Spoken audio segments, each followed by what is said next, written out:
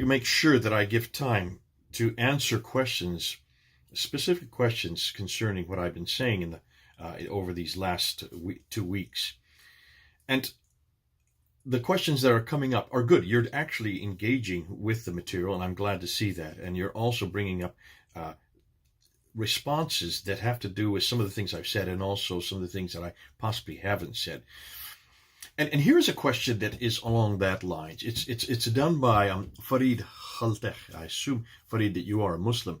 And you say, let me go ahead and quote this verbatim. Some of the Quranic stories do seem to be real events that happened with the real person called Muhammad during his lifetime.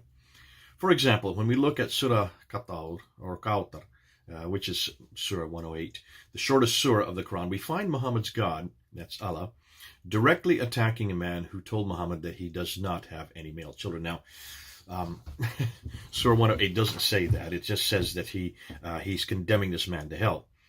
It doesn't even say what the reason is for. The tafsir, the traditions, unpack that and possibly mention that it's because Muhammad doesn't have any male children.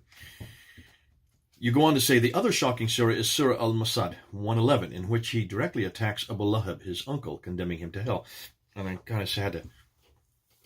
Well, okay, what is specific about that? Why is that somehow something that's not found right through the Quran? I think the Quran is full of reference after reference after reference, condemning this person and that person, the pagans, the Jews, all these other people who do not follow Muhammad and do not support him, to hell.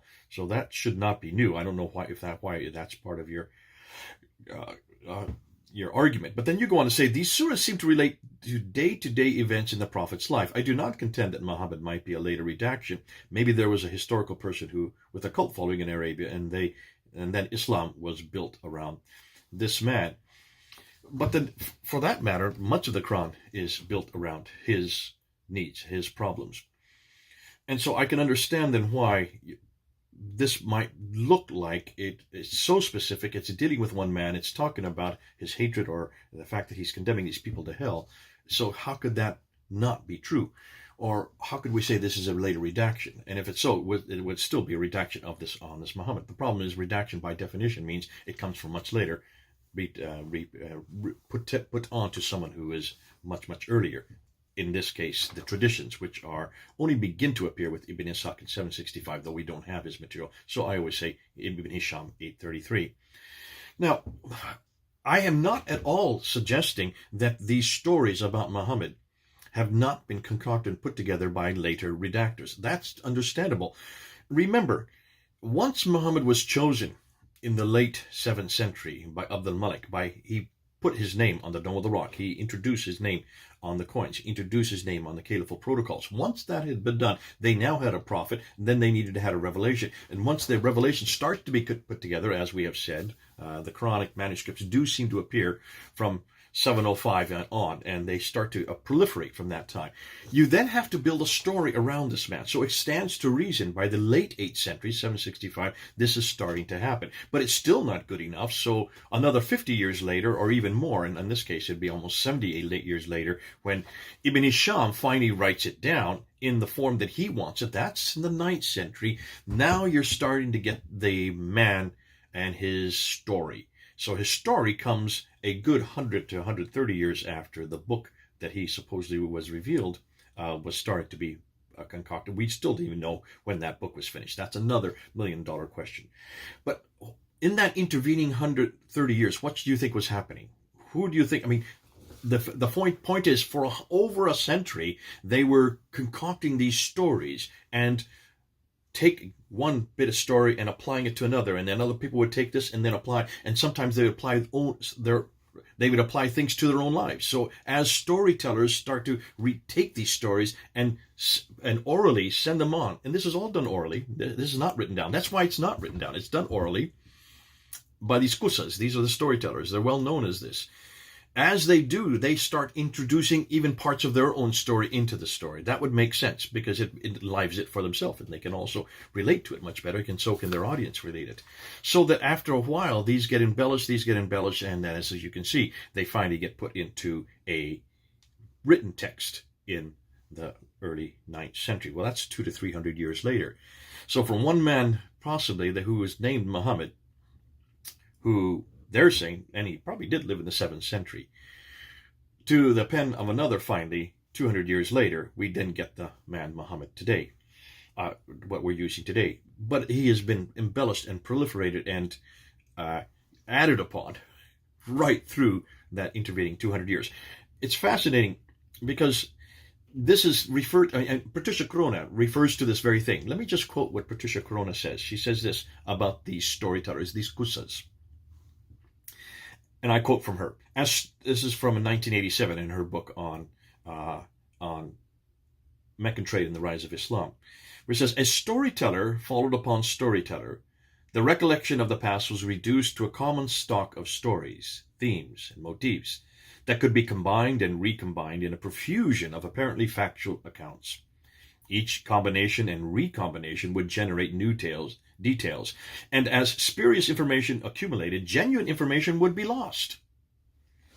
In the absence of any alternative tradition, early scholars were forced to rely on the tales of the storytellers, as did Ibn Ishaq in 765, al-Waqidi in 835, and other historians, Ibn Hisham 833. It is because they relied on the same repertoire of tales that they all said such similar things. So Patricia Corona is admitting this. This is very true, and this is what you would expect if it's done orally. And remember, we have, and I've said this is the problem with the old Islamic traditions. They have all been passed down orally. Muslims admit that because Muslims are aware of the fact that they don't have anything written down until 833, and that every one of these akhbars, every one of these traditions has a list of names called isnad.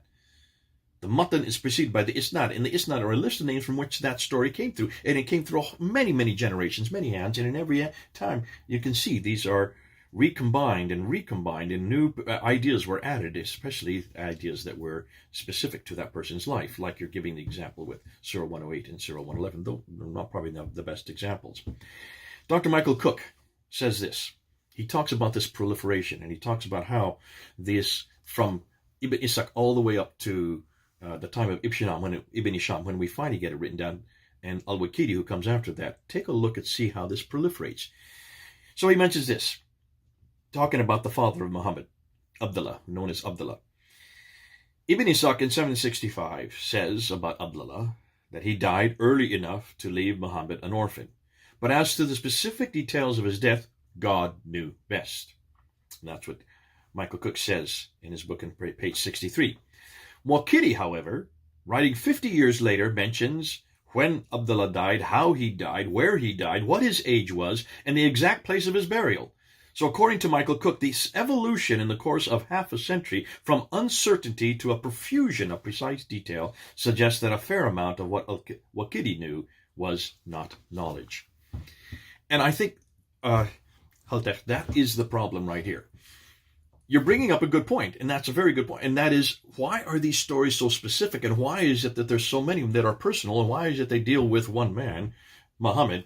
How wouldn't they be true if they were so specific? Yes, exactly, especially if it's been embellished over the years, and if it has been added to, and if it also includes parts and areas of the person who's telling of their own life. I lived in West Africa with my wife for 5 years. We lived in the country of Senegal, in the city of Thiès, inland. And our next door neighbors were griots. Griots are the equivalent in West Africa to what the Kusas were back in the 8th and 9th century. In Arabia, they were storytellers. And these griots would go to these ingentes. These ingentes would be, whenever a child was born, they would have a baptism for the child. And they bring their drums, and they really hit their drums, and they're brilliant to listen to. And we would always be invited to these ingentes of our friends. And I remember as we would sit there, these griots would come up to us, and they would slap a 5,000 CFA, or CFA as they called it, note on our knee. And then they would start drumming their drums. And depending on what we did with that 5,000 CFA note, either if we left it on our knee, they would then give us a story about our history, and I would get stories about my history. But if we doubled it, if we put a 10,000 CFA, took the 5,000 and replaced it with the 10,000, doubled it, we would get a completely different story about my history. And what's fascinating, I being an American, the only American there, I suddenly got a whole history. I had no idea that I was born, that my ancestry comes from Africa, or that my ancestors had a whole line of African great men of God and also great leaders. Because if I had doubled it, if I didn't double it, I would have all kinds of brigands and dacoits in my history. And this is well known in West Africa. It's almost like entertainment.